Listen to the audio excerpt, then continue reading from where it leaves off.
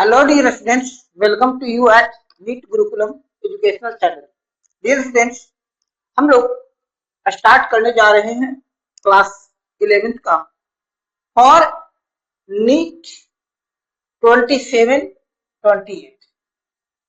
NEET 26 के बच्चे भी इससे बेनिफिटेड होंगे, बट हम लोग आज से स्टार्ट कर रहे हैं 0 to Hero बैच और NEET 27-28 in both online offline mode, जिसमें एनसीईआरटी के हर पेज के हर लाइन को समझेंगे, देखेंगे, उनमें कौन सा टर्म आया है, वह टर्म बेसिकली डिटेल से समझेंगे। हम यह मानते हुए आप 0 लेवल पर हैं और आपको हीरो लेवल यानी एडवांस्ड लेवल तक पहुंचाने का प्रयास करेंगे, जहां पर आपको नीट के सारे एमसीक्यू ऐसे लगेंगे जैसे ये तो मेरा पढ़ा हुआ है, ये तो मेरा देखा हुआ है। विदाउट एनी रेक्टिफिकेशन हम लोग रट्टा नहीं मारेंगे, हम लोग मगअप नहीं करेंगे, हम लोग लर्न नहीं करेंगे, हम समझेंगे। इसीलिए हमने 3 टायर स्ट्रैटेजी बनाई है। हमारे पास आपकी तैयारी को बूस्टअप करने के लिए, एडवांस लेवल तक ले जाने के लिए 3 टायर लेवल की तैयारी है। चाहे आप हमसे ऑफलाइन जुड़े या ऑनलाइन जुड़े, या आप हमारे YouTube पर वीडियो देखें या जूम क्लासेस करें, हर लेवल पर आपकी हर टॉपिक, हर चैप्टर बहुत अच्छी तरह से हम समझने का प्रयास करेंगे।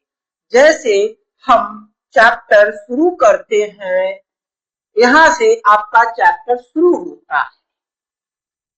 लास्ट क्लासेस में ही हम लोग बात किए थे, हम लोग कैसे समझेंगे, तो हम लोग इस पेज को एक पैराग्राफ लिए हैं, हम इसको समझें करने का प्रयत्न करेंगे। हम लोग समझेंगे कि एनसीईआरटी की लाइन क्या कहती है, उसका क्या मतलब होता है।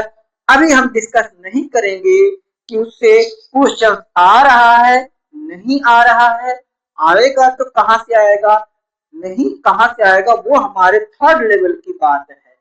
फर्स्ट लेवल पर हम पहले बेसिक कॉन्सेप्ट समझेंगे। देखिए, इंट्रोडक्शन का लाइन है ये, बायोलॉजिकल क्लासिफिकेशन का इंट्रोडक्शन में कहता है, since the dawn of civilisation there have been many attempts to classify living organisms. It was done instinctively, not using criteria that were scientific, but born out of a need to use organisms for our own use, for food, shelter and clothing. सबसे पहले हम लोग term समझेंगे civilisation. Word आया है civilised, तो हम समझेंगे अपना पहला टर्म सिविलाइजेशन क्या कहता है। सिविलाइजेशन क्या है? अ stage of human social and cultural development. Social development की बात हो रही है, कल्चरल डेवलपमेंट की बात हो रही है। तो यदि वह स्टेज ह्यूमन का, वह स्टेज जब सोशली डेवलप हुआ, कल्चरली डेवलप हुआ, एक साथ रहना सीखे हम लोग, अलग अलग लोगों की कल्चर्स का, कस्टम्स का सम्मान करना सीखे हम लोग हर लेडीज को, हर जेंट्स को, हर किसी को अलग अलग रिलेशंस में समझना सीखे, किसके साथ कैसे बिहेव करना सीखे। सिविलाइजेशन का यही मतलब होता है ना। एक सिविलाइज कौन होता है, सभ्य कौन होता है, जिसे पता हो कि किसके साथ हमें कैसा बिहेव करना है।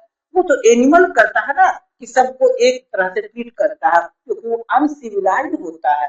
अब एनिमल्स में भी सिविलाइजेशन आ गई है, लेकिन हमारी सिविलाइजेशन एडवांस लेवल पर है। हम अपने रिश्तेदार को समझते हैं, नातेदार को समझते हैं, भाई को समझते हैं, बहन को समझते हैं, गर्लफ्रेंड को समझते हैं, माता को समझते हैं, पिता को समझते हैं, चाचा को समझते हैं। सिविलाइजेशन का यही मतलब है। तो कह रहा है क्या, organisation that considered most advance level that is civilisation. तो यही टर्म कह रहा है आपका, क्या कह रहा है कि since the dawn of civilization, जब सिविलाइजेशन स्टार्ट हुआ, जब हम लोग सिविलाइज हुए, एक जगह पर रहना सीखे, आपस में प्रॉब्लम शेयर करना सीखे, there have been many attempt to classify living organism. Living organism जो हमने अपने आसपास देखा, जो आसपास हमारे आसपास लिविंग ऑर्गेनिज्म, अब लिविंग ऑर्गेनिज्म क्या होते हैं, ऑर्गेनिज्म हैविंग लाइफ। इसका क्या डेफिनेशन है, एन ऑर्गेनिज्म हैविंग लाइफ, वह ऑर्गेनिज्म जिसके पास अपना लाइफ हो, लिविंग ऑर्गेनिज्म कहलाता है। और लाइफ क्या होता है, तो life is the period between birth and death, period between birth and death, जन्म लेने और मरने के बीच का पीरियड क्या कहलाता है, लाइफ। तो कह रहा है क्या, और जिस ऑर्गेनिज्म की जिनके पास अपनी लाइफ हो क्या कहलाता है, लिविंग ऑर्गेनिज्म। तो ये लाइन कहता है कि जब सिविलाइजेशन का डाउन यानी सुबह हुआ, जब से हम सिविलाइज हुए, जब सिविलाइजेशन हम लोग सीखे, सिविलाइजेशन के दौर में आए, तो हम लोग लिविंग ऑर्गेनिज्म को क्लासिफाई करने का प्रयास किए, अटेम्प्ट किए कि ये लिविंग ऑर्गेनिज्म है, हम समझे कि ये बर्ड है, ये मैमल्स है, ये रेप्टाइल्स हैं, ये इनकी क्लासिफिकेशन का प्रयास। It was done instinctively not using criteria that were scientific but born out of need to use of organism for their own use। हम लोग ये सोच कर क्लासिफाई नहीं कि चलो यार बैठ के क्लासिफाई कर लेते हैं, ऐसा नहीं है। अब साइंटिफिकली आज के डेट में साइंटिस्ट वही करते हैं कि ऑर्गेनिज्म आया, चलो पहले क्लासिफाई करते हैं, उसके बाद कहते हम देखते हैं कि हमारे लिए यूटिलाइजेशन है या नहीं। कोई भी नया ऑर्गेनिज्म मिला, किसी भी नया ऑर्गेनिज्म का पता चला, तो आज के डेट में पहले उसको क्लासिफाई करते हैं कि हाँ भाई किसमें होगा, रेप्टाइल्स में आएगा या कॉर्डेटा है, नॉन कॉर्डेटा है, क्या है। उसके बाद हम लोग उनकी यूजेज देखते हैं धीरे धीरे। लेकिन फर्स्ट क्लासिफिकेशन ऐसा नहीं हुआ था, पहले वो हम देखे थे कि ये हमारे लिए यूजफुल है कि नहीं है। तो नीड टू यूज ऑर्गेनिज्म, उस ऑर्गेनिज्म की यूजफुलनेस के आधार पर हम पहले क्लासिफाई किए, पहले देखे कि वो हमारे लिए यूजफुल है कि नहीं। यूजफुल है तब फिर उनकी स्टडी किए, उनकी क्राइटेरिया को समझे, उनकी कैरेक्टरिस्टिक को समझे और फिर उनको क्लासिफाई कर देखे कि भाई ये मिल्स एनिमल है, इसलिए इसको पालना चाहिए, ये हमारे लिए प्रोटेक्शन कर सकता है, इसको ही पालना चाहिए, ये हमारे लिए गुड्स कैरी कर सकता है, इसको पालना चाहिए, इसका हम सवारी कर सकते हैं, इसको पालना चाहिए, है ना, ये हमारी कैसे मदद कर सकता है। तो पहला क्लासिफिकेशन ऐसे ही हुआ था, अर्लियर अटेम्प्ट यही हुआ था। तो किसके लिए हम किए थे, फूड के लिए, शेल्टर के लिए, क्लोथिंग के लिए, किससे हमसे क्लोथ मिल सकता है, किनके बालों से, किनके फाइबर से हम लोग क्लोथ ले सकते हैं, कौन शेल्टर में मदद कर सकता है, हम सोए हुए हैं तो कौन हमारी रक्षा कर सकता है, किन से हमें फूड मिल सकता है। Aristotle was earliest to attempt more scientific basis for classification। अब साइंटिफिक क्लासिफिकेशन, पहले तो अनसाइंटिफिक क्लासिफिकेशन था ना, हम देखे कि चलो भाई यूजफुल है तो फिर उसको क्लासिफाई कर दे कि ये एनिमल, इन से हमें फूड प्राप्त कर सकते हैं, इनका मांस खा सकते हैं, ये एनिमल है इनके बाल भी का भी यूज कर सकते हैं, उनके बाल से हम कपड़े बना सकते हैं, या इनके खाल को हम बांध सकते हैं। सारे एनिमल के खाल नहीं बांध सकते थे क्योंकि, है ना। अब अच्छा, इसके साथ ही देखते थे कि ये एनिमल हमारे प्रोटेक्ट करेगा, तो उस आधार पर क्लासिफाई किए। बट अरिस्टोटल वो पहला व्यक्ति था जिसने उसको साइंटिफिकली क्लासिफाई करने का प्रयास किया। साइंटिफिक क्लासिफिकेशन का मतलब होता है उनको किसी विशेष क्राइटेरिया के आधार पर क्लासिफिकेशन। वैसे साइंटिफिक स्टडी का मतलब होता है उस ऑर्गेनिज्म, उस इंसिडेंट, उस इवेंट के बारे में डिटेल्ड एनालिसिस, क्यों हुआ, कैसे हुआ, कहाँ यूज कर सकते हैं। तो अरस्तु यानी अरिस्टोटल पहला व्यक्ति था जिसने साइंटिफिक बेसिस ऑफ क्लासिफिकेशन दिया। आपको ये एक पॉइंट यहाँ पर आपको ध्यान में रखना चाहिए, यहाँ पर आपको ये पॉइंट ध्यान में रखना चाहिए कि it was Aristotle who गेव्स scientific basis of classification. Scientific basis of classification किसने प्रपोज किया? अरिस्टोटल ने। He used simple morphological character। अब यहाँ पर टर्म आया जो हमें NEET of point of view से ही नहीं, आगे समझने के लिए हमें अब समझना होगा कि मार्फोलॉजिकल कैरेक्टर क्या है। हम लोग मार्फोलॉजिकल कैरेक्टर की बात करते हैं। मार्फोलॉजिकल कैरेक्टर क्या होता है? क्या कहता है?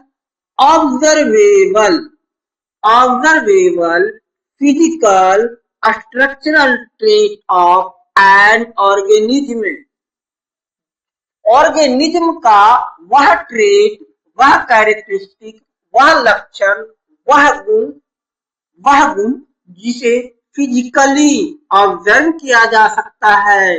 स्ट्रक्चरल ऑर्गेनिज्म और स्ट्रक्चरल कैरेक्टर को देखा जा सकता है। साइज, शेप, कलर, एक्सटर्नल और इंटरनल फॉर्म, इसी को हम लोग कहते हैं मार्फोलॉजिकल कैरेक्टर। मार्फोलॉजिकल कैरेक्टर वे कैरेक्टर जो फिजिकल यानी बाहर से दिख जाए। ऑब्जर्व स्ट्रक्चर, उसका बॉडी का स्ट्रक्चर कैसा है, किस है ना, कितने लिम्स है, यानी हाथ है कि पैर है, 2 पैरों पर चलता है, 4 पैरों पर चलता है, 8 पैरों पर चलता है, बिना पैरों के चलता है, रेंग कर चलता है, कैसे चलता है, कैसे चलता है, बॉडी का साइज कैसा है, बॉडी का साइज कैसा है। तो ये हो गया ऑब्जर्वेबल फिजिकल स्ट्रक्चरल कैरेक्टर, जिसको हम लोग देख और समझ सकते हैं, उसी को हम लोग क्या कहते हैं? Morphological character. तो यहाँ क्या कह रहा है? यहाँ समझिए, यहाँ ये क्या कह रहा है? और सिंपल मार्फोलॉजिकल कैरेक्टर, यानी अरिस्टोटल ने क्लासिफिकेशन के लिए किस कैरेक्टर का यूज किया था? मार्फोलॉजिकल कैरेक्टर का यूज किया था। एक बार फिर से बताइए मार्फोलॉजिकल कैरेक्टर का मतलब। तो ये टर्म आप यहाँ से नोट करिए, समझ लीजिए। Morphological character observable physical and structural trait, दिखने योग्य, जो दिखने वाले, दिख रहे, फिजिकल बाहर का, शरीर के बाहर का आकार, फिजियोलॉजिकल कैरेक्टर का मतलब बाहर का आकार, उसके वे कैरेक्टर, वे गुण जो हम एक नजर देखकर पहचान लेते हैं। जैसे कहते हैं ना, वो लंबा है ना, वो ठिगना है, बौना है, वो मोटा है, वो हट्टा कट्ठा है, वो पतला सा है, वो सूखा हुआ सा है, वो लकड़ी सा है। ये कौन सा कैरेक्टर है? यही मार्फोलॉजिकल कैरेक्टर है। आप पेड़ को देखे, बड़ा है, छोटा है, पत्तियां उसकी कैसी हैं, उनमें कांटे हैं कि नहीं है, जड़ कैसे हैं, है ना, उसमें फल कितनी बार आते हैं, फूल किस कलर का आता है, फूल कहाँ लगता है, पत्तियों का अरेंजमेंट कैसा है, फ्लोरल अरेंजमेंट कैसा है। तो ये सब क्या हो गए? Morphological character. कौन सा कैरेक्टर? Morphological character. तो अरिस्टोटल ने क्लासिफिकेशन के लिए किस कैरेक्टर को देखा था? मार्फोलॉजिकल कैरेक्टर को देखा था। पहला पॉइंट आप याद रखिएगा, नीट पॉइंट ऑफ व्यू से इंपॉर्टेंट है आपको। अब मल्टीपल स्टेटमेंट, अब यही नहीं ध्यान से समझिएगा ना, तो आगे चलकर कंफ्यूज होना ही होना है। नहीं समझे आप? नहीं समझे? अभी तो बिल्कुल ही लग रहा था यार। अच्छा, मार्फोलॉजिकल कैरेक्टर है ना, अरिस्टोटल ने देखा था। चलो ठीक है, मैं समझ गया, आपको समझ गया, उनको कोई दिक्कत नहीं। लेकिन वही जब नीट में डालेगा कि study the following statement, statement 1, Aristotle was the first to use morphological character to classify organism। दूसरा में दे देगा, दूसरा में मान लिया जाएगा कि Lions use morphological character. Morphological character खास सोचने को, मार्फोलॉजिकल कैरेक्टर अरिस्टोटल था, लीनस था, क्या था यार, समझ में नहीं आ रहा। तो करो, कोई बात नहीं, समझ गए? नहीं बेटा, इसको बहुत अच्छी से इसको समझो, ध्यान से समझो। हम यही आपको समझाने का प्रयास कर रहे हैं कि पहले समझो मार्फोलॉजिकल कैरेक्टर किसने किया, अरिस्टोटल ने, और क्या क्या किस किस में क्लासिफाई किया। तो कहता है ट्री, फ्रूट एंड हर्ब। ये जो देखा यानी कहने का मतलब अरिस्टोटल ने जो प्लांट्स थे, प्लांट्स को ट्री, हर्ब एंड श्रूब में क्लासिफाई किया। अब यहाँ से फिर फंसाने के लिए आपको क्वेश्चन दे सकता है ना, फिर फंसाने के लिए दे सकता है। स्टेटमेंट बना दिया कि tree, herb, श्रूब were classified on the basis of A, anatomical character, B, morphological character, C, physiological character, D, all three। हम लोग फंस जाओ, क्योंकि आप यहाँ नहीं देख रहे हो। साफ लिख दिया है एनसीईआरटी ने कि Aristotle has classified plants into tree, श्रूब and herb on the basis of morphological character. ये सेकेंड स्टेज में जब आएंगे तब करेंगे। अभी सिर्फ समझिए मार्फोलॉजिकल कैरेक्टर क्या होता है। तो मार्फोलॉजिकल कैरेक्टर का मतलब क्या समझे बेटा? मार्फोलॉजिकल कैरेक्टर का मतलब क्या समझे? Observable, physical and structural character. Morphological character क्या है? Observable, physical and structural character. फिर से फिजिकल कैरेक्टर, मार्फोलॉजिकल कैरेक्टर क्या है बेटा? Morphological character observable, physical and structural character. Physical मतलब जो बाहर से दिख जाए, ऑब्जर्वेबल दिख जाए आसानी से, फिजिकल एंड स्ट्रक्चरल ट्रेट। किसने यूज किया था बेटा? अरिस्टोटल ने, अरस्तु ने। तो उसने प्लांट को क्लासिफाई किया ट्री, हर्ब एंड श्रूब में, and divided animals into two groups, those had red blood and did not। इसको सेकेंड स्टेज में देखेंगे। अभी फर्स्ट रीडिंग हम लोग ले रहे हैं, अभी सिर्फ टर्म को समझते हैं। अभी सिर्फ हम समझे यहाँ मार्फोलॉजिकल कैरेक्टर समझ रहे हैं, सिविलाइजेशन समझे।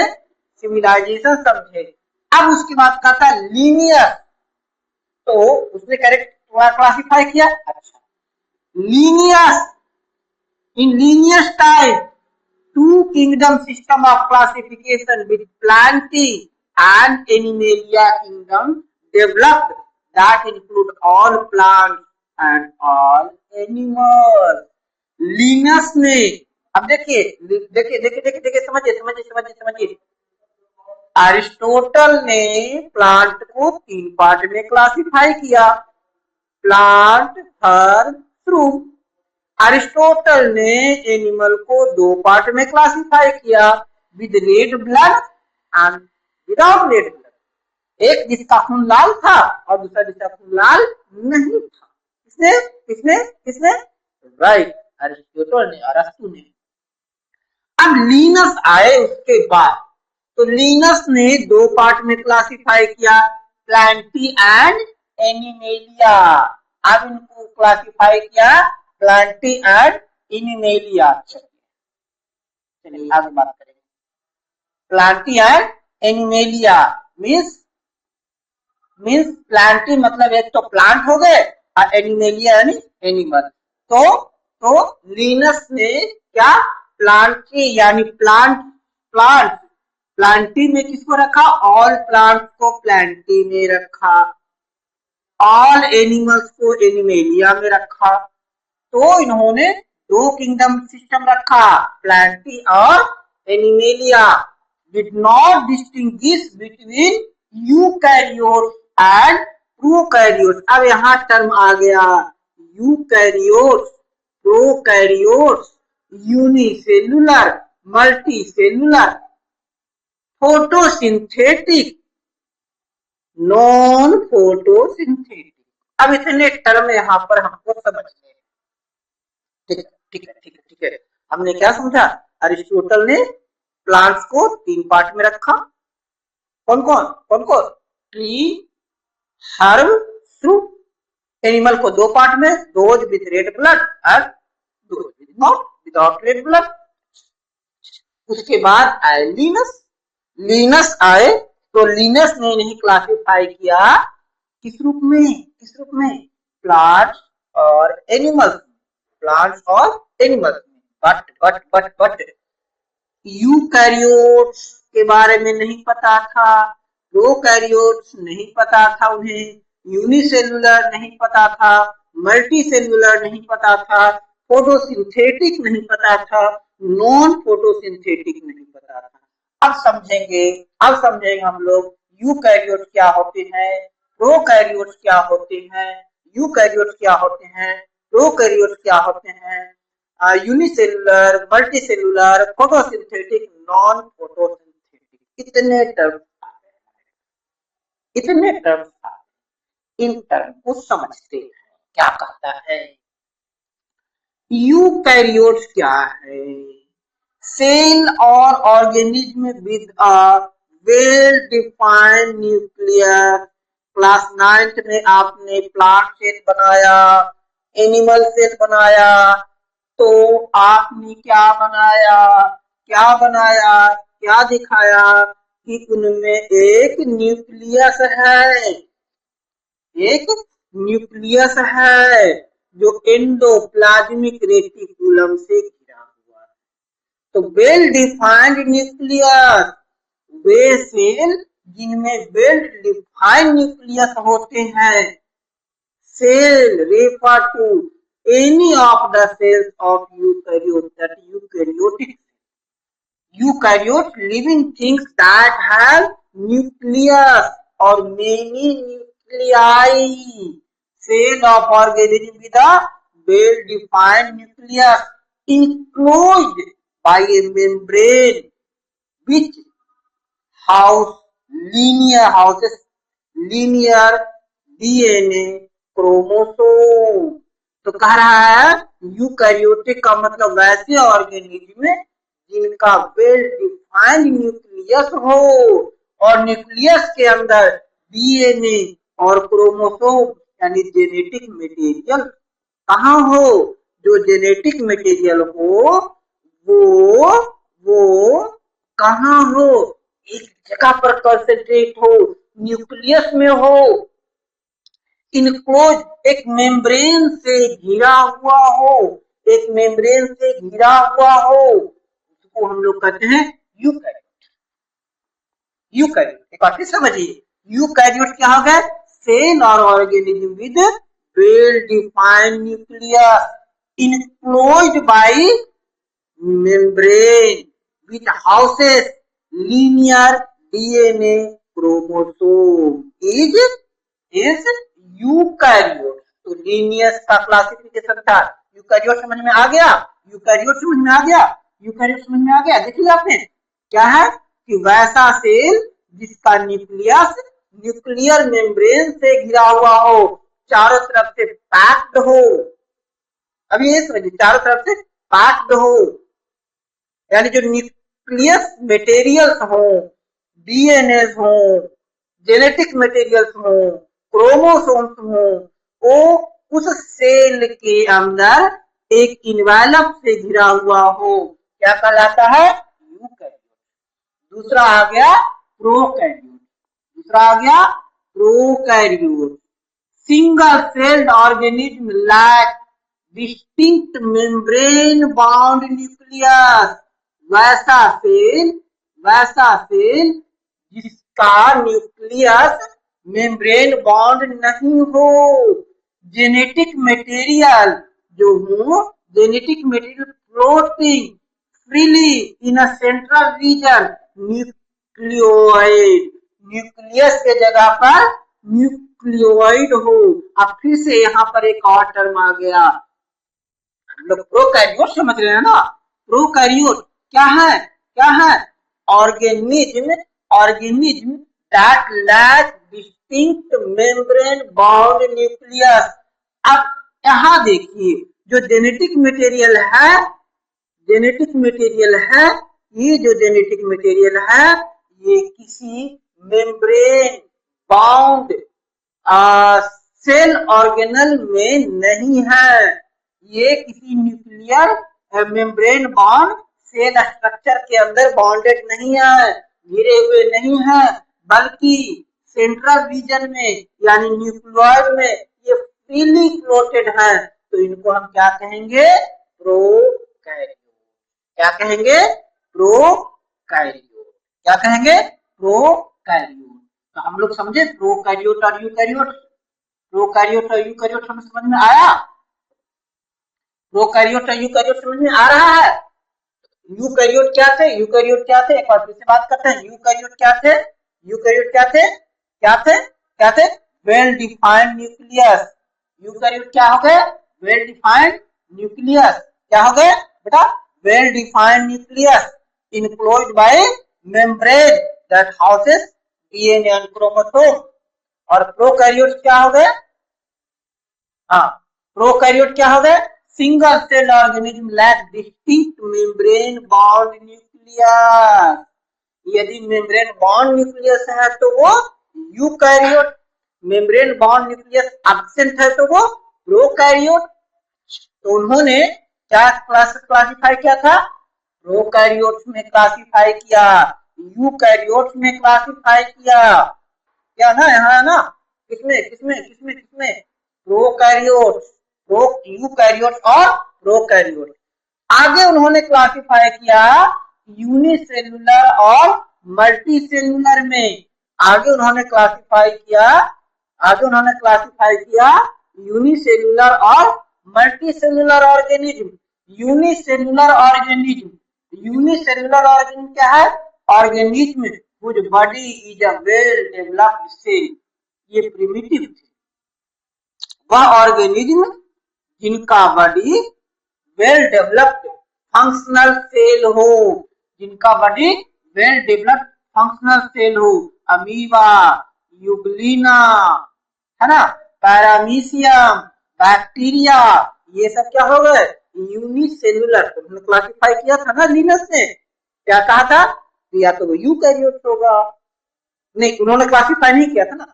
यूकैरियोट में प्रोकैरियोट क्या होते हैं, यूनिसेलुलर क्या होते हैं, मल्टीसेलुलर क्या होते हैं, फोटोसिंथेटिक क्या होते हैं, नॉन फोटोसिंथेटिक क्या होते हैं। टर्म तो समझिए, याद मत करिए, याद मत करिए, समझिए। ये समझिए कि लिनस को नहीं पता था कि इनके सेल के अंदर का जो न्यूक्लियस है वो मेम्ब्रेन बाउंड है या नहीं, इनको नहीं पता। बोले यार इनका जो सेल है तो उसका जेनेटिक मटेरियल कहाँ है? भाई क्या पता, मैं तो इतना जानता हूँ कि भाई ये प्लांट है, मैं जानता हूँ कि प्लांट है और एनिमल है ना, मैं जानता हूँ हर सर ये सब, ये सब मुझे पता।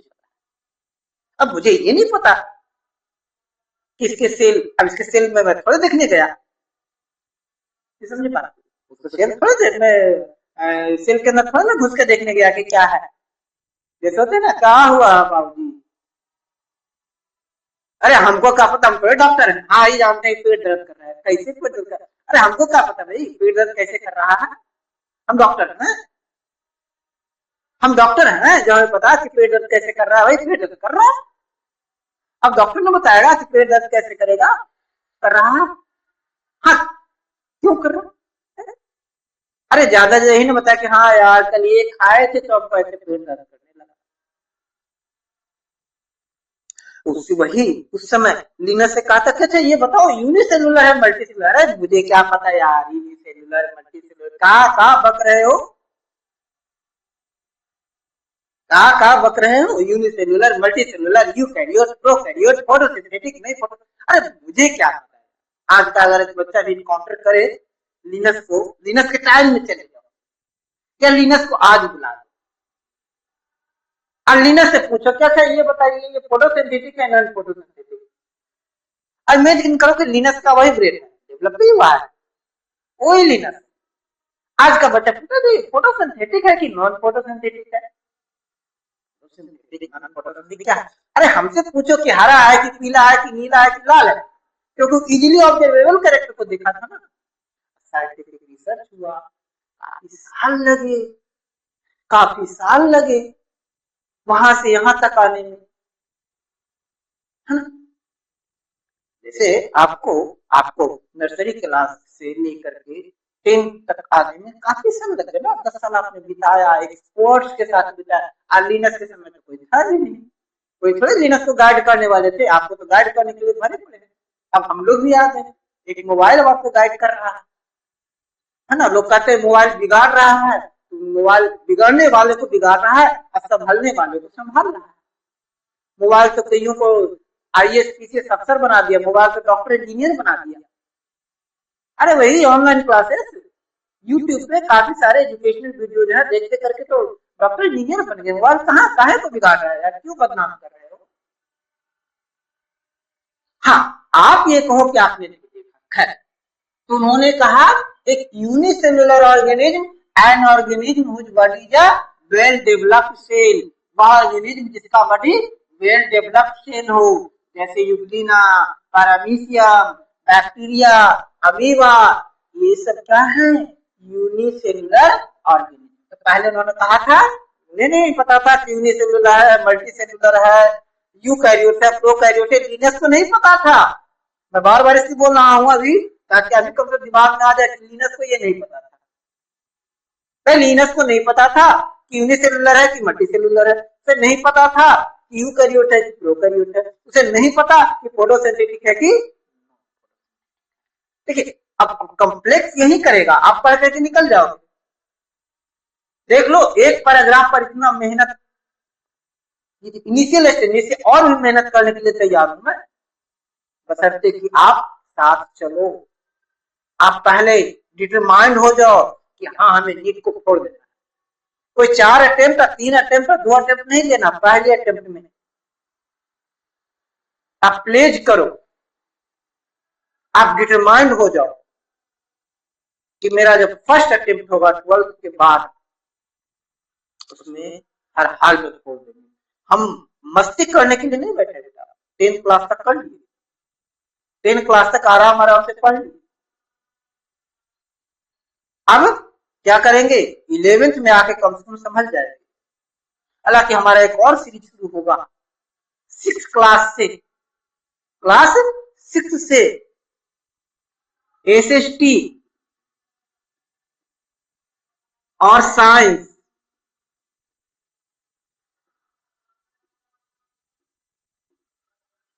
साइंस और SST प्लस इंग्लिश बहुत जल्द लाने जा रहा हूं।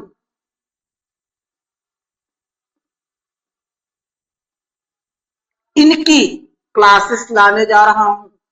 SST किन के लिए, SST खास करके जो SSC की तैयारी कर रहे हैं, सी हटा दो सी, UPSC की जो तैयारी करना चाहते हैं, किसी भी PCS की तैयारी करना चाहते हैं, उन सब के लिए SST क्लास 6 से सीरीज आएगा। जो स्कूल में पढ़े उनके लिए तो है, इतनी एडवांस लाएंगे, साइंस भी वही इंग्लिश भी वही, तो वहां भी ये समझेंगे। ठीक आगे बात करते हैं। Multi cellular organism a living being composed of more than one cell that work together to perform life functional और organize into tissue organ and organ system. एक तो यूनिसेलुलर ऑर्गेनिज्म हो गया well developed cell, multi cellular organism composed of more than one cell, वैसा organism जिनके body में एक से अधिक सेल हो, दैट वर्क टुगेदर, मिलकर काम करते हो, to perform life function, life function तो मिलकर के काम करते हो, उनमें ऑर्गन सिस्टम हो, है ना। पहले सेल हो गया, टिश्यू लेवल हो गया, ऑर्गन लेवल हो गया, ऑर्गन सिस्टम लेवल मिलाकर ऑर्गेनिज्म बना रहा है। एक ये ऑर्गेनिज्म है, एक ये ऑर्गेनिज्म है जो सेल लेवल पर है, ये यूनिसेलुलर हो गया। और वह ऑर्गेनिज्म जिसमें अलग अलग लेवल हो, cell, tissue, organ, organ system, तब ऑर्गेनिज्म बन रहा हो, वो हो गया मल्टी सेलुलर ऑर्गेनिज्म। मल्टी मतलब मेनी, मल्टी मतलब मेनी, मेनी सेल का ऑर्गेनिज्म, वह सेल, वह ऑर्गेनिज्म जिसमें काफी सारे सेल्स हो, मल्टी सेलुलर ऑर्गेनिज्म। और उनका body tissue level, organ level, organ system level में डिवाइडेड हो। दीज कॉम्प्लेक्स यूकैरियोट्स इंक्लूड, क्या क्या आते हैं, plant, animal, fungi that rely on a specialized cell for survival, allowing for greater size, efficiency, longer lifespan। समझिए समझिए इसको, इस लाइन को समझिए। मल्टी सेलुलर ऑर्गेनिज्म में क्या क्या आते हैं, प्लांट, एनिमल, फंजाई, अभी और आएगा, अभी के लिए इतना ही जानिए। और ये स्पेशलाइज्ड सेल पर रिलाई करते हैं, स्पेशलाइज्ड सेल के भरोसे रहते हैं, इसलिए सर्वाइवल के लिए, जिंदा रहने के लिए। इनका साइज बड़ा होगा, इनका बॉडी मोर एफिशिएंट होंगे, और इनकी लाइफ स्पैन लंबी होगी, ये ज्यादा दिनों तक जिंदा रहेंगे। यूनिसेलुलर कम समय तक जिंदा रहेंगे, मल्टीसेलुलर ज्यादा दिनों तक जिंदा रहेंगे। उसके बाद आगे टर्म आया था, आगे टर्म आया था, नहीं है, चलिए हम उसकी बात कर लेते हैं। फिर आया था फोटोसिंथेटिक और नॉन फोटोसिंथेटिक। क्या है, फोटोसिंथेटिक और नॉन फोटोसिंथेटिक। नहीं है, फोटोसिंथेटिक और नॉन फोटोसिंथेटिक। तो फोटोसिंथेटिक का मतलब क्या हो गया, इसको आप कह सकते हैं ऑटोट्रॉफ, वे ऑर्गेनिज्म एक दिन में फोटोसिंथेसिस होता है। फोटोसिंथेटिक जैसे प्लांट, यूग्लिना, प्लांट एल्गी, है ना, ब्लू ग्रीन एल्गी, है ना। तो एक हो गया फोटोसिंथेटिक, दूसरा हो गया नॉन फोटोसिंथेटिक, जिनके बॉडी में फोटोसिंथेसिस जैसी कोई प्रोसेस नहीं चल रही हो। तो इस आधार पर क्लासिफाई किया गया था। ठीक है, तो क्लियर हो गया ना। नॉन फोटोसिंथेटिक फंजाई और फोटोसिंथेटिक ग्रीन एल्गी या प्लांट। तो लिनस ने कहा था, लिनस ने किस किस में भेद नहीं कर पाए थे Linus, eukaryote, prokaryote, unicellular, multicellular, photosynthetic, non photosynthetic में भेद। अब कहता है आगे, classification of organism into plant and animals was easy to understand, but large number of organisms not fall into either category has two kingdom classification used for long time was found inadequate। बाद में वो inadequate हो गया, क्योंकि बहुत ऐसे organism थे जिनको क्लासिफाई कर ही नहीं पा रहे थे। वो तो सीधा कह रहे थे ना फोटोसिंथेटिक है, फोटोसिंथेसिस कर रहा है, नॉन फोटोसिंथेटिक में डालो नॉन फोटोसिंथेटिक। इसमें इनके बॉडी में ऑर्गन सिस्टम है, कहाँ डालो, यूनिसेलुलर है, छोटा सा है, नहीं दिखता है। बाद में हमको पता चला ना कि कुछ टिश्यू लेवल के भी ऑर्गेनिज्म आ गए, कहाँ डाले। ये तो ठीक है, आज भी हम लोग यूकैरियोट और प्रोकैरियोट करते हैं, on the basis of nucleus का जो जेनेटिक मटेरियल है स्कैटर्ड है कि, है ना। लेकिन आगे देखे थे तो वो भी वो उस आधार पे नहीं क्लासिफाई कर सकते, लेकिन फिर भी वही चल रहा है ना, यूकैरियोट है कि प्रोकैरियोट। लेकिन फोटोसिंथेटिक और नॉन फोटोसिंथेटिक में बेटा बहुत ज्यादा लोग है, यूनिसेल्युलर मल्टीसेल्युलर में बहुत ज्यादा लोग है। क्योंकि मल्टीसेल्युलर का मतलब इन्होंने कहा समझा था कि उसका अलग अलग लेवल ऑफ ऑर्गेनाइजेशन उनके। तो कहता है क्या कि आगे चलकर ये क्या हो गए, लॉन्ग टर्म में इनएडुकेट हो गए, इनएडुकेट हो गए। मतलब वो उसकी जो क्लासिफिकेशन का जो है वो जो प्रोसेस था, मेथड था, क्राइटेरिया था, वो फुलफिल नहीं कर पाया। Besides gross morphology, need was also played, including other characters like cell structure, nature of wall, mode of nutrition, habitat, method of reproduction, evolutionary relationship। आगे चल करके ये समझा गया कि इससे काम नहीं चलने जा रहा है, यूनिसेलुलर है कि मल्टीसेलुलर है, प्रोकैरियोट है कि यूकैरियोट है, फोटोसिंथेटिक है कि नॉन फोटोसिंथेटिक है। तो ऑर्गेनिज्म इतने आ गए, इतने ऑर्गेनिज्म आ गए कि उनको क्लासिफिकेशन के लिए और भी क्राइटेरिया की आवश्यकता पड़ी। अब उसमें क्या देखने लगे, क्या क्राइटेरिया हम लोग देखने लगे कि भाई सेल स्ट्रक्चर कैसा है, सेल वॉल किसी का बना हुआ है, तभी ना एल्गी फंजाई इसमें क्लासिफाई कर पाए ना हम लोग, एल्गी फंजाई में क्लासिफाई कर सके ना कि इसका सेल वॉल किसी का बना हुआ है, किसी का बना हुआ है। मोड ऑफ न्यूट्रिशन कैसा है, तब ना हम कहे आज भी कि भाई ये ऑटोट्रॉफ है कि हेटरोट्रॉफ है कि पैरासाइट है कि सेप्रोफाइट है, क्या है। होलोजोइक मोड ऑफ न्यूट्रिशन है, क्या है। रिप्रोडक्शन का मेथड, इसके साथ इवोल्यूशनरी रिलेशनशिप। अब इसमें भी काफी सारे टर्म्स आ गए बेटा जी, इन टर्म्स को हम समझेंगे, इन टर्म्स को समझेंगे, इन टर्म्स को समझेंगे। क्या आया था, हैबिटेट क्या होता है, natural specific environment where particular community lives, grow and thrive in habitat.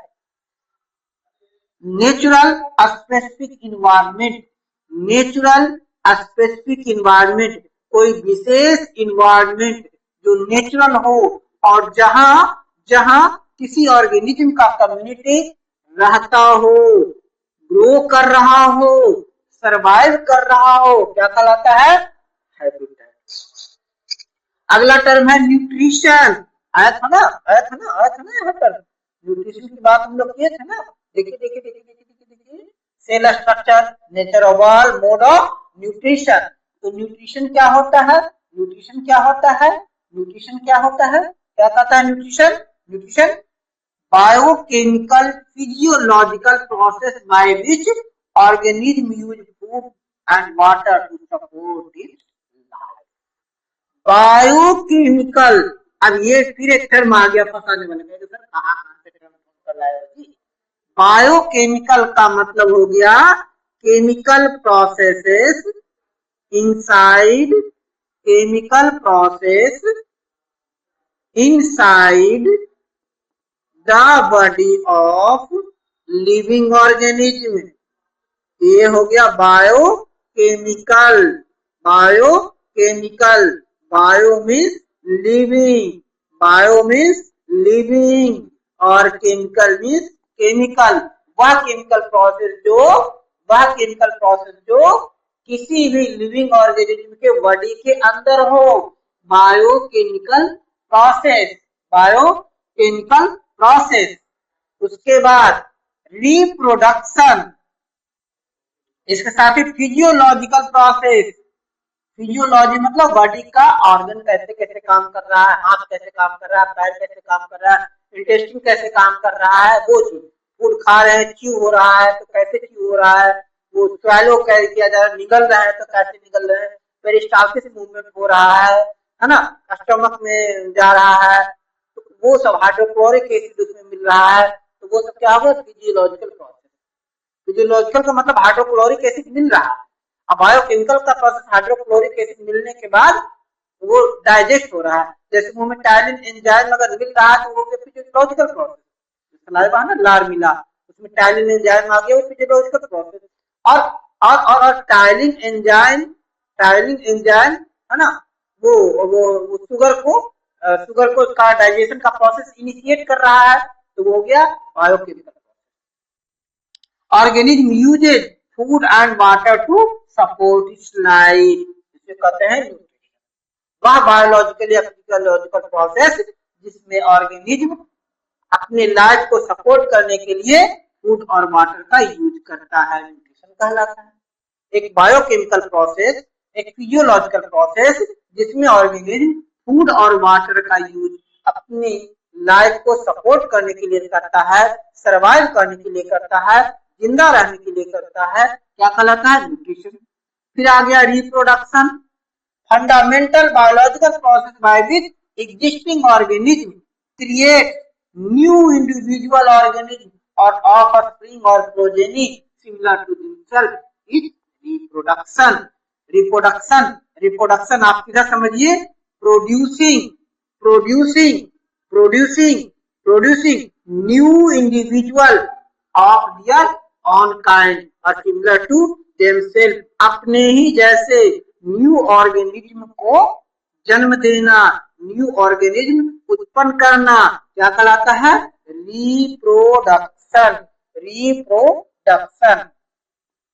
Reproduction. फिर आ गया आगे बात करेंगे, फिर देखते हैं।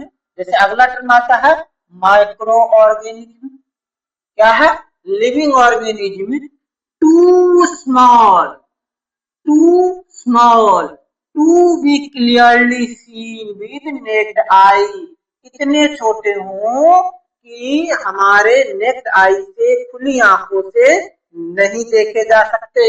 माइक्रो ऑर्गेनिज्म जिनको देखने के लिए माइक्रोस्कोप की आवश्यकता पड़ती है, ये क्या हो सकते हैं, सिंगल सेल यानी यूनिसेलुलर हो सकते हैं, जो क्लस्टर के रूप में रह सकते हैं। Bacteria, fungi, algae, protista, archaea, ये सब के सब माइक्रो ऑर्गेनिज्म हैं। फिर आ रहा है मेटाबॉलिक डाइवर्सिटी, तो वही कह रहा है कि method of reproduction, evolutionary relationship भी देखा गया बेटा, इवोल्यूशनरी रिलेशनशिप भी देखा गया। इवोल्यूशनरी रिलेशनशिप क्या होता है, genealogical connection between species based on shared ancestors, evolutionary history that is described as descent with modification। मतलब जीनोलॉजिकल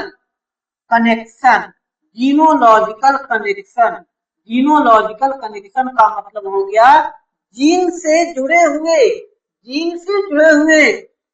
क्यों जीन से जुड़ गए, क्योंकि उनके एंसेस्टर सेम थे। देखिए चिंपैंजी, मंकी, गोरिल्ला, मैन, ये सब के सब क्या है, सब में इवोल्यूशनरी रिलेशनशिप है, क्योंकि लगभग सबके एंसेस्टर एक है, एंसेस्टर शेयर्ड एंसेस्टर, पूर्वज एक ही है या मिलते जुलते पूर्वज, या तो पूर्वज एक ही है, सिमिलर है, या मिलते जुलते हैं, इनका जेनेटिक कैरेक्टर सेम है। जीन इसमें बहुत सारे जीन सेम नहीं है, बहुत सारे जीन मिलते हैं, इन्हीं को हम लोग कहते हैं इवोल्यूशनरी रिलेशनशिप। मतलब जिनका इवोल्यूशन, जिनका डेवलपमेंट, जिनका विकास लगभग एक ही जैसे सिमिलर एंसेस्टर से हुआ है, तो इनको कहेंगे evolutionary relationship. Studied through phylogenetics, so how closely related organisms are with those sharing more recent common ancestor being more close, being close. कहता है कि इवोल्यूशनरी रिलेशनशिप मतलब genealogical connection between species based on shared ancestor के base पर अगर अगर अगर organism में कोई रिलेशन है तो उसको हम लोग कहेंगे क्या, इवोल्यूशनरी रिलेशनशिप, इवोल्यूशनरी रिलेशनशिप। तो कहता है क्या कि इनके अतिरिक्त बाद में उनकी ग्रॉस मॉर्फोलॉजी देखा गया, उनकी कैरेक्टर देखा गया, सेल स्ट्रक्चर देखा गया, नेचर ऑफ सेल वॉल देखा गया, मोड ऑफ न्यूट्रिशन देखा गया, हैबिटेट देखा गया, रिप्रोडक्शन का मेथड देखा गया, इवोल्यूशनरी रिलेशनशिप देखा गया। इस आधार पर क्लासिफिकेशन की लंबी चौड़ी लिस्ट तैयार होगी, मोटी मोटी क्रम तैयार, और फिर हम उनको क्लासिफाई कर पाए। इतना क्यों किए? स्टडी सिंपल हो यार, स्टडी इजी हो जाए, कोई नया ऑर्गेनिज्म मिल जाए तो कुछ कैरेक्टर मिलाकर कह ले कि हाँ भाई ये है। क्योंकि देखो देखो देखो देखो देखो देखो आज के डेट में जैसे जैसे कॉम्प्लेक्सिटी बढ़ रही है, हमारे रहन सहन का स्तर बढ़ रहा है, ऑर्गेनिज्म भी अपने आप को इवॉल्व कर रहा है, तो उनकी स्टडी जरूरी है। आगे क्या कहता है, classification system for living organism has hence undergone several changes over A time. तो प्लांट अब ये करेंगे नेक्स्ट स्टेज में कल से नेक्स्ट क्लास में हम पहले कैरेक्टर्स उनकी ये स्टडी करेंगे। कल क्लास में सेल टाइप उसकी बात करेंगे, बायोलॉजिकल क्लासिफिकेशन की बात करेंगे। हमें बहुत तेजी से खत्म नहीं करना है, आराम से समझना है, और इसमें मेहनत लग रहा है। लेवल 1 इसको हम लोग बेसिक फाउंडेशन लेवल है बेटा, फाउंडेशन में सबसे ज्यादा टाइम लगता है, मकान बनाने में सबसे ज्यादा टाइम फाउंडेशन में लगता है, बहुत मेहनत करना पड़ता है, बहुत सारा पैसा भी लगता है, और अगर फाउंडेशन बढ़िया नहीं होता तो मकान उतना मजबूत उतना टिकाऊ नहीं होता, ऊपर आप चाहे जितने चेहरे चमका लो फाउंडेशन। और आज के बच्चों की यही दिक्कत है, आज के बच्चे तो फाउंडेशन पर ध्यान ही नहीं देते। आपका फाउंडेशन क्या है, 6 to 10, 6 to 10 बेटा। आज भी मैं कह रहा हूँ क्लास 6 से लेकर क्लास 10 तक जितना मेहनत करोगे आपका फ्यूचर उतना ब्राइट ब्राइटेस्ट होगा। क्यों जाते हैं लोग प्राइवेट स्कूल में? क्योंकि वहां फाउंडेशन पर ध्यान दिया जाता है, फाउंडेशन पर ध्यान दिया जाता है। ये तथाकथित मुझसे नहीं जाओ, बड़े बड़े बिल्डिंग मत देखो, देखो तो फाउंडेशन आपका बन रहा है कि नहीं, एनसीईआरटी का बुक समझ रहे हो कि नहीं समझ रहे हो। चलो मैं क्लासिक का एनसीईआरटी बुक पढ़ा कर दिखाऊंगा आपको कि कैसे एनसीईआरटी बुक पढ़ा जाता है। एनसीईआरटी बुक छोड़ो, बड़े बड़े पब्लिकेशन, मोटी मोटी किताबें, महंगी किताबें नहीं, सस्ती किताबें लो, सस्ती किताबें रखो, एनसीईआरटी की बुक रखो। देखो 8 क्लास तक तो आपका बस चलता नहीं, 8 क्लास तक तो स्कूल में जैसे कहेंगे वही किताब खरीदना है। मैं एनसीईआरटी बता दूंगा, उसमें फिर मैं दिखाऊंगा कहाँ से कैसे क्वेश्चन आता है, क्या नहीं पढ़ना, और वो वहां से कंपेयर करो। एनसीईआरटी बुक 9, 10 में एनसीईआरटी बुक में पढ़ाऊंगा, देखो एनसीईआरटी बुक कितना बढ़िया बुक है, कितना मेहनत लगता है, कितना, और वो जब पढ़ लोगे ना तो आप उसके सामने फिर आपको कोई भी किताब, कोई भी क्वेश्चन ले आओ, बोर्ड का क्वेश्चन हो, नीट का क्वेश्चन हो, किसी कॉम्पिटिटिव एग्जाम का क्वेश्चन आपको सोल्व करवाऊंगा। 6 क्लास से बच्चे जैसे का क्वेश्चन सोल्व करवाऊंगा, 6 क्लास से बच्चे चाहिए कि किसी से क्वेश्चन सोल्व करवाऊंगा। हाँ ठीक है, अब कॉम्प्लेक्स आ गया है तो उतना डेवलप नहीं होगा, बट कंसेप्ट समझ में आएगा ना, वो इसीलिए कहते हैं एनसीईआरटी। एनसीईआरटी एनसीईआरटी को मैं वेद कहता हूँ, एनसीईआरटी वेद है, एनसीईआरटी महाकाव्य है, एनसीईआरटी कुरान शरीफ है, एनसीईआरटी रामायण महाभारत गीता है। इसलिए एनसीईआरटी को फॉलो करो। तो भी 10, चलिए तो नेक्स्ट क्लास में आगे बढ़ेंगे, आज के लिए इतने ही। Thanks for being.